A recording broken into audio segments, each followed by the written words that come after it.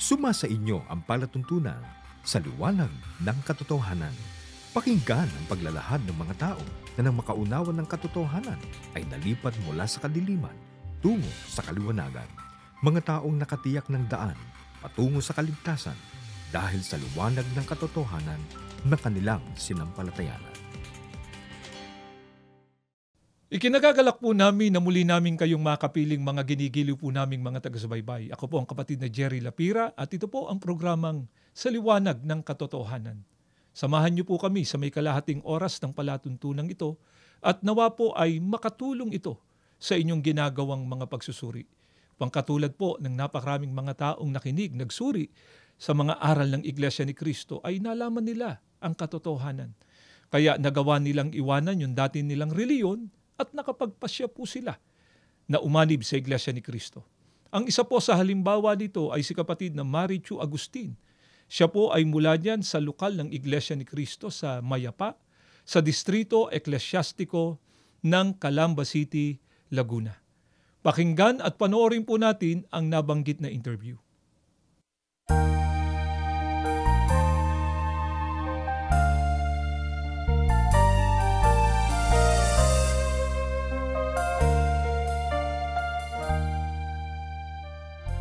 Ako po si kapatid na Marichu Agustin, nakatala po sa lokal ng Mayapa, distrito ng Calamba City, Laguna. Ang tungkulin ko po ay diakonesa at kalihim ng ilaw ng kaligtasan. Ako po ay nakatapos ng Bachelor in Agricultural Technology sa Katipunan National Agricultural School sa Katipunan, Zamboanga del Norte. Ang aking asawa po ay si kapatid na Lito Agustin, ang kanyang tungkulin po ay diakono.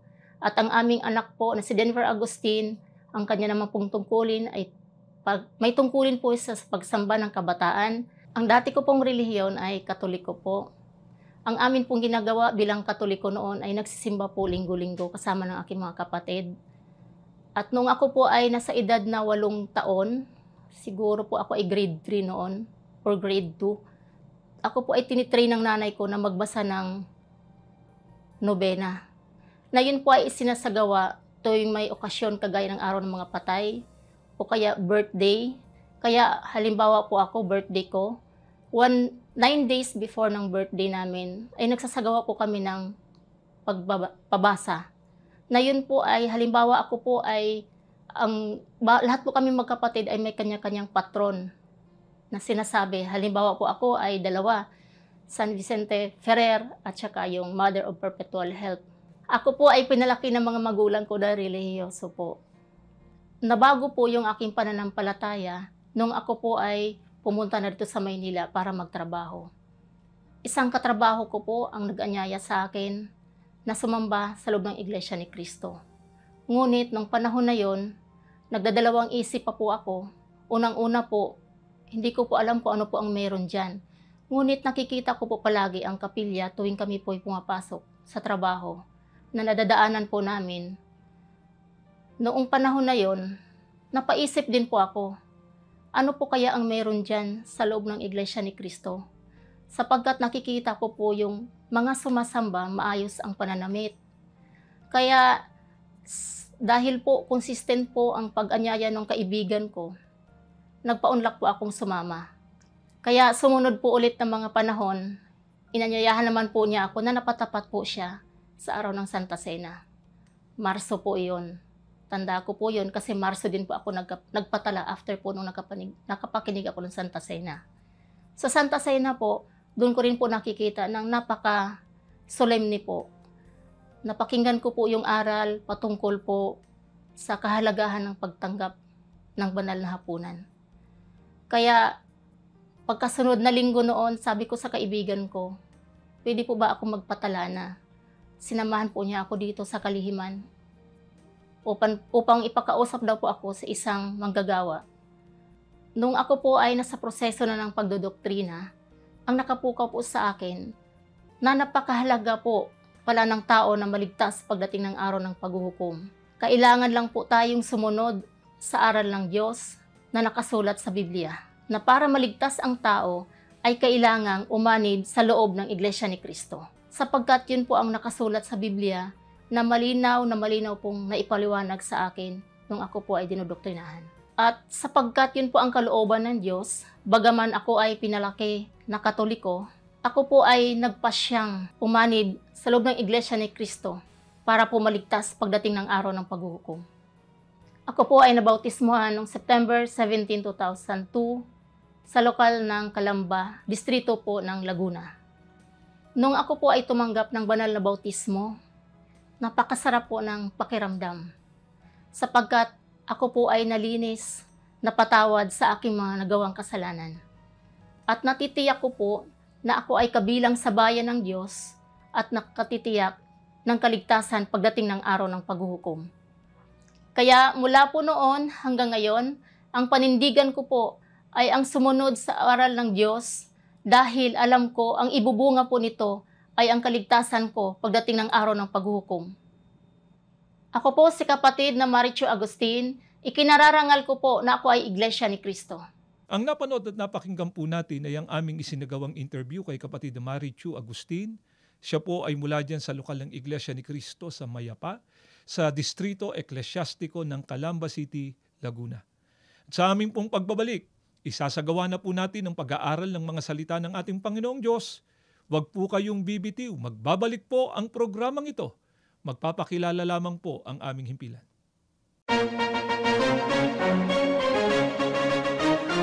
Ito ang INC Radio, DZEM 954, ang tinig ng katotohanan, himpilan ng Iglesia ni Cristo, sumasahimpapawid mula sa Quezon City.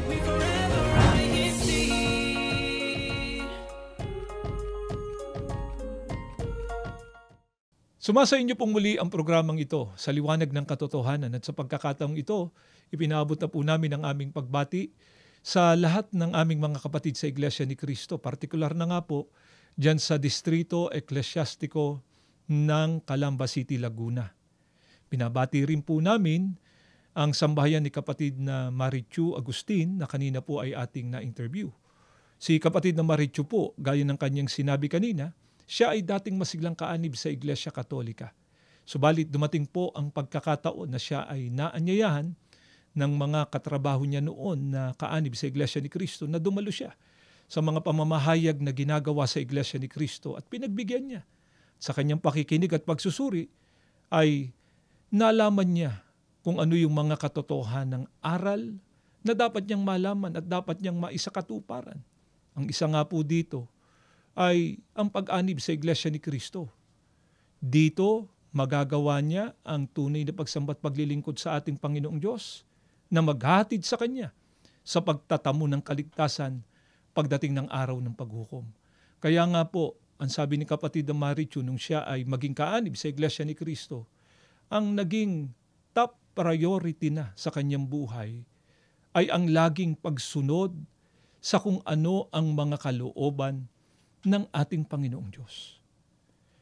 Bakit po kaya, mga mahal po naming mga taga-subaybay, tama na ito rin ang maging paninindigan at pagpapasya po natin?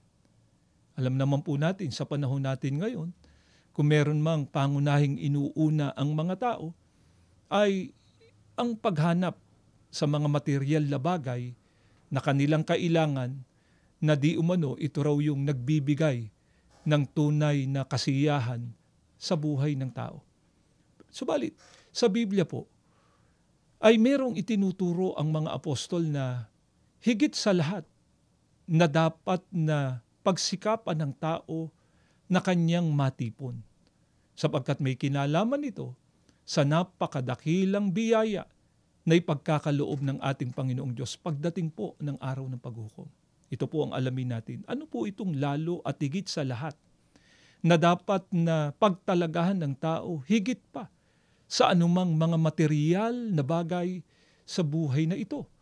Pakinggan po ninyo dito po sa unang Timoteo 6:19 ay ganito ang pagtuturo sa atin ni Apostol Pablo. Pakinggan ninyo. Na mangagtipon sa kanilang sarili ng isang mabuting kinasasaligan para sa panahong darating upang sila'y makapanangan sa buhay na tunay na buhay. Ayon po kay Apostol Pablo, ano ang higit sa lahat na dapat na magawa ng tao sapagkat meron itong malaking kinalaman sa pagtatamo ng dakilang biyaya na ipagkakaloob ng ating Panginoong Diyos pagdating ng araw ng paghukom. Ayon kay Apostol Pablo, mangagtipon anya ng isang mabuting kinasasaligan para sa panahong darating upang makapanangan sa tunay na buhay. Alin po ba itong darating anya na dapat din nating pag-ipunan at dapat nating paghandaan? Hayaan nating Biblia po ang sumagot dito po sa Sipanyas, sa 1, ang mga talata po'y 14 hanggang 15. Pakinggan ninyo ito. Ang dakilang kaarawan ng Panginoon ay malapit na at nagmamadaling mainam. Sa makatwid bagay ang tinig ng kaarawan ng Panginoon. Ang makapangyarihang tao ay sumisigaw roon ng kalagim-lagim. Ang araw na yon ay araw ng kapuotan, kaarawan ng kabagabagan at kahapisan, kaarawan ng kawakasan at kasiraan, kaarawan ng kadiliman at kalumbayan, kaarawan ng mga lapaap at pagsasalimuot ng kadiliman. Alin po ba itong darating na dapat na pag-ipunan at paghandaan ng tao? Ayon po sa talata na binasa namin sa inyo, ang dakilang kaarawan ng Panginoon ay malapit na. Kung alin po yung tinutukoy na kaarawan ng Panginoon, ito rin po ang araw ng paghukom. Na ang banggit nga po sa talata ng Biblia, malapit na at nagmamadaling mainam. Kaya kung papaano ginagawa ng tao yung kanyang buong makakaya sa paghanap para lamang sa mga bagay sa buhay na ito o yung mga material na bagay, higit sa lahat na dapat na mapaghandaan at pag-ipunan ng tao yung nauukol po sa pagdating ng araw ng paghukom. Bakit po kaya dapat na higit na paghandaan ang araw ng paghukom? Makatutulong po ba yung mga tinipong kayamanan ng tao sa buhay na ito na mga material na bagay para sila ay maligtas pagdating ng araw ng paghukom? Dito pa rin po sa aklat ng Sipanyas sa 1, talatang 18 naman po natin basahin, pakinggan ninyo. Kahit ang kanilang pilak o ang kanilang gintuman ay hindi makapagliligtas sa kanila sa kaarawan ng Panginoon, kundi ang buong lupain ay masusupok sa pamamagitan ng apoy ng kanyang paninibugho, sapagkat wawakasan niya, isang kakilakilabot na wakas nilang lahat na nagsisitahan sa lupain. Ito po ang dahilan kung bakit higit na dapat na paghandaan ng tao ang pagdating ng araw ng paghuhukom. Sapagkat ayon na rin po sa talata ng Biblia, kahit ang kanilang pilak anya o ang kanilang gintuman ay hindi makapagliligtas sa kanila sa kaarawan ng kapuotan ng Panginoon. Kaya kapag ka ang tao po ang kanyang pinagbuhusan lamang ng pansin, ng kanyang lakas, ng kanyang panahon, paghanap ng mga bagay ukol sa buhay na ito o yung mga material na bagay, siya na po yung pinakakaawa-awa.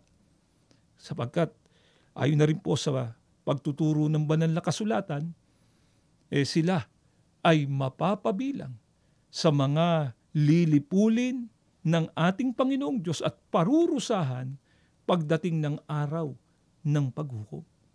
Kaya nga po, nang magturo ang ating Panginoong Sukristo bilang pagmamahal at pagmamalasakit niya sa mga tao, ayaw niyang mapahamak ang mga tao.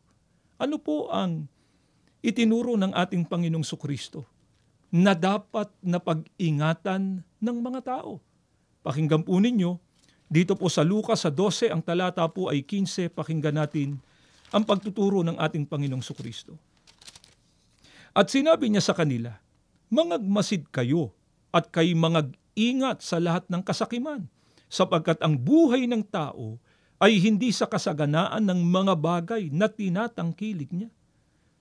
Sana nararamdaman po natin kung gaanong pagmamalasakit at pagmamahal ng ating Panginoong Sukristo sa mga tao. Ayon sa ating Panginoong Sukristo, kayo anya'y mangag-ingat sa lahat ng kasakiman. Bakit ito po ang sinabi ng ating Panginoong Sukristo? Sapagkat ayon na rin sa ating Panginoong Sukristo, sapagkat ang buhay anya ng tao ay hindi sa kasaganaan ng mga bagay na tinatangkilik niya. Mga mahal po naming mga taga-subaybay, alam na alam po ng ating Panginoong Sukristo na ang anumang kayamanan na material sa buhay na ito, gaano man ang natamo ng tao, hindi naman yun ang makapagliligtas sa tao pagdating ng araw ng paghukom, sapagkat ayon na nga po sa ating pinag-aaralan ngayon sa mga talata ng Biblia na binasa namin sa inyo, ang buong mundo susunugin lamang ito ng ating Panginoong Diyos pagdating ng araw ng paghukom. Dapat ang pagtuunan natin ng pansin, yung sinasabi ni Apostol Pablo kanina, magtipon-an niya tayo sa ating sarili ng isang mabuting kinasasaligan para sa panahong darating, para makapanangan tayo sa tunay na buhay. Ang tanong, sino po kaya ang magkakaloob sa tao ng buhay na walang hanggan? Paano nga po ba matatamo ng tao ang tunay na buhay? Pakinggan po natin dito po sa Lucas, sa 6 ang talatay 27, pakinggan ninyo ito. Gumawa kayo, hindi upang magkaroon ng pagkaing nasisira, kundi upang magkaroon ng pagkaing hindi nasisira at nagbibigay ng buhay na walang hanggan. Ibibigay ito sa inyo ng anak ng tao, sapagkat siya ang binigyan ng kapangyarihan ng Diyos Ama. Sino po ang makapagkakaloob sa tao ng tunay na buhay? Ayon na rin po sa ating Panginoong Sukristo, ibibigay anya ito sa inyo ng anak ng tao. Sino yung anak ng tao na tinutukoy po dito? Walang iba kundi ang ating Panginoong Sukristo. Bakit ang ating Panginoong Sukristo? Sapagkat siya anya ang binigyan ng kapangyarihan ng Diyos para ito ay pagkaloob sa tao. Kaya nga, ano ang itinuro ng ating Panginoong Sukristo? Na dapat na pagsikapan na gawin ng lahat ng mga tao para matamo yung buhay na walang hanggan na ipagkakaloob niya.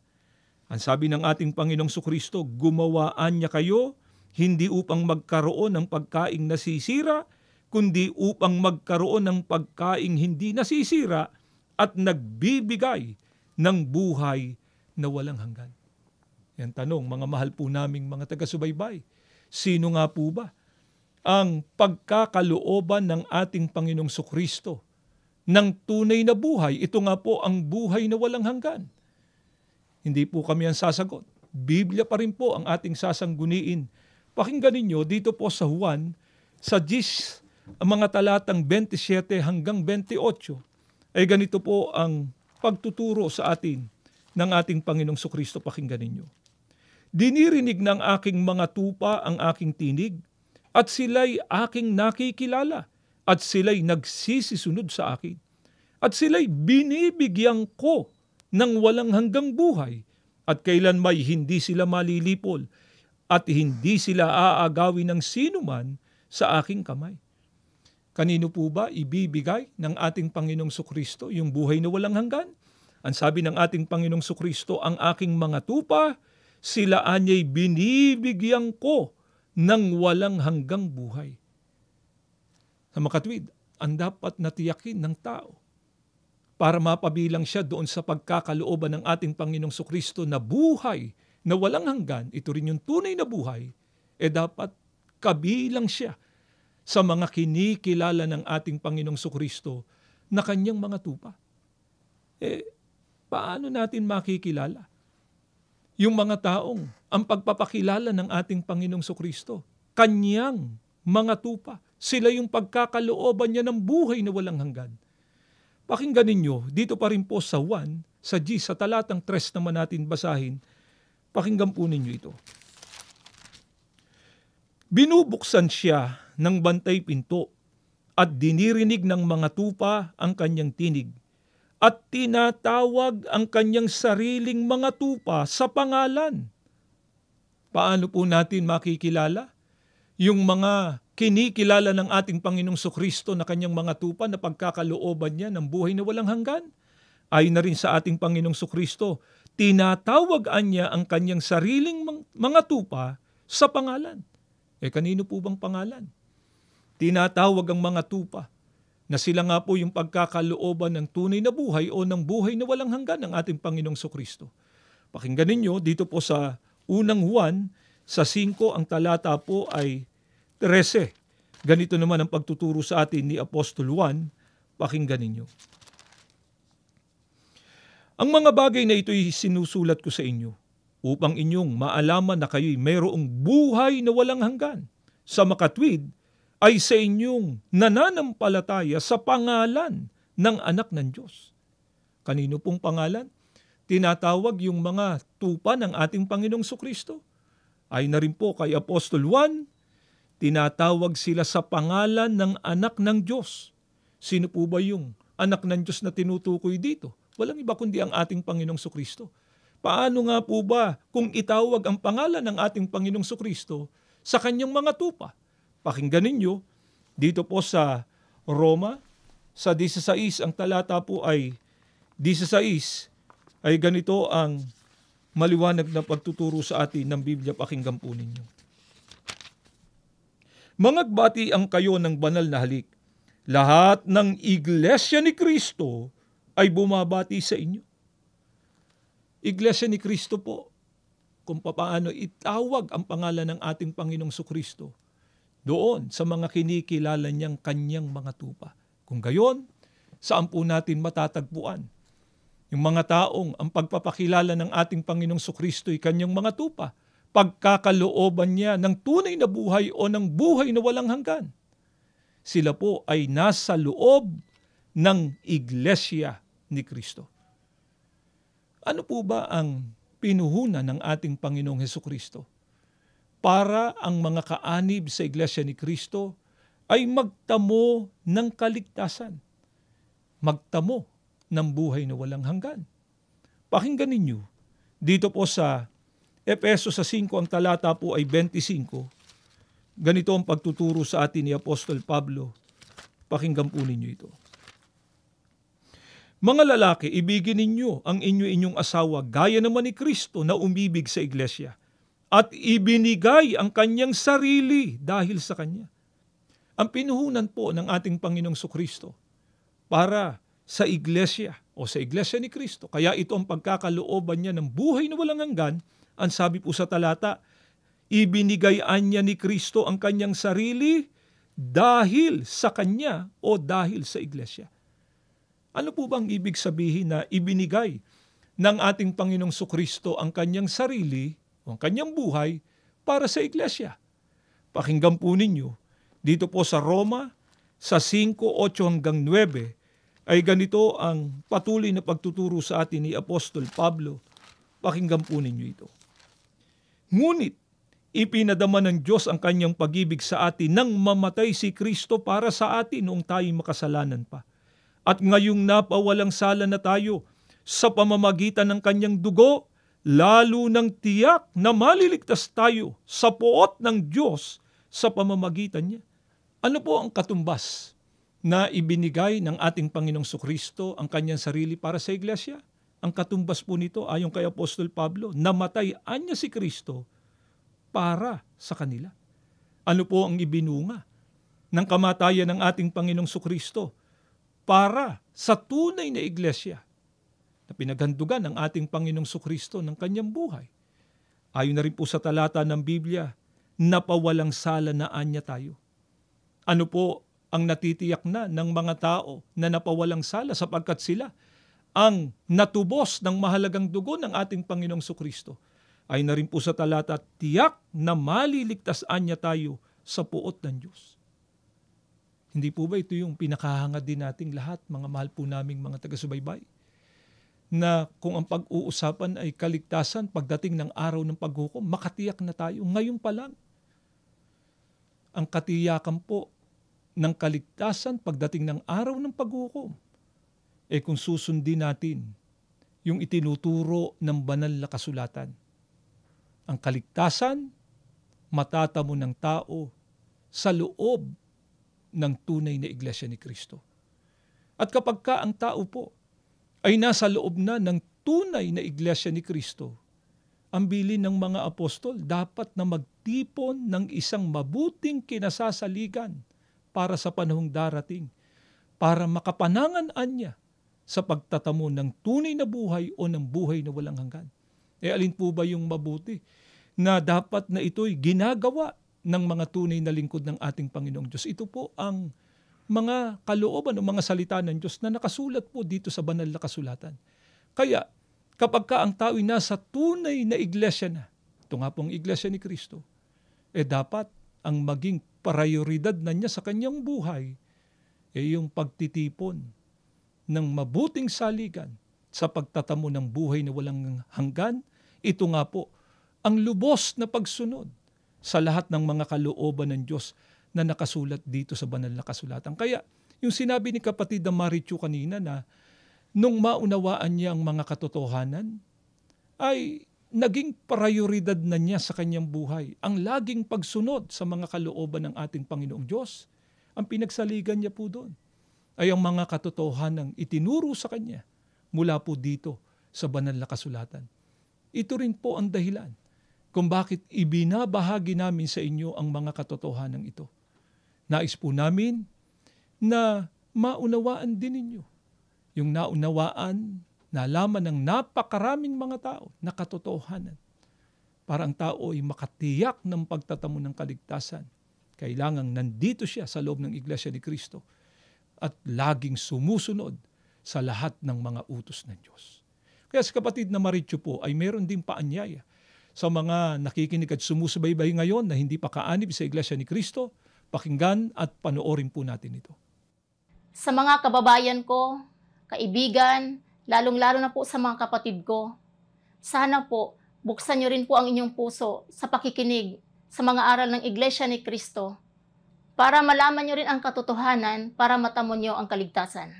Nawa po ay nakatulong ang ginagawa naming paglalahad na ito ng mga kalooban ng Diyos sa inyong ginagawang mga pagsusuri. At loobin nawa ng ating Panginoong Diyos na kayo man po makapagpasya na rin na umanib sa Iglesia ni Kristo. Bago po tayo magtapos ay inaanyayahan namin kayo sa isang panalangin. Panginoon po naming Diyos, salamat po ng napakarami sa iyo, sa napakagandang pagkakataon na muling ipinagkaloob mo sa amin. Sa pamamagitan po ng palatuntunang ito, ay maituro sa amin kung ano ang iyong mga kalooban, kung ano ang dapat na unahin at maging prioridad ng mga tao. Ito po ang paghanap sa kung paano kami magtatamo ng kaligtasan pagdating ng araw ng paghuhukom. Maawa ka nawa po ang mga katotohanan ng kanilang napakinggan, maging daan na para sila man po na hindi pa kaanib sa Iglesia ni Kristo ay makapagpasya na rin na umanib sa tunay na Iglesia. Panginoong Kristo, lumalapit po kami sa iyo. Kaawaan mo kaming ipamagitan sa Ama. Patuloy na pagpalain lahat ng iyong mga hinirang. Ama, sa muli naming paglapit sa iyo, hindi namin nakakalimutang ipanalangin. Patuloy na pagpalain basbasan, ingatan ang kapatid na Eduardo B. Manalo. Ang lahat ng ito, hinihiling na po namin sa pangalan po ng aming tagapagligtas na si Kristo Jesus. Amen. Hangad din namin na kayo ay maliwanagan at magtamo ng kaligtasan. Hanggang sa muli, ito ang palatuntunan sa liwanag ng katotohanan.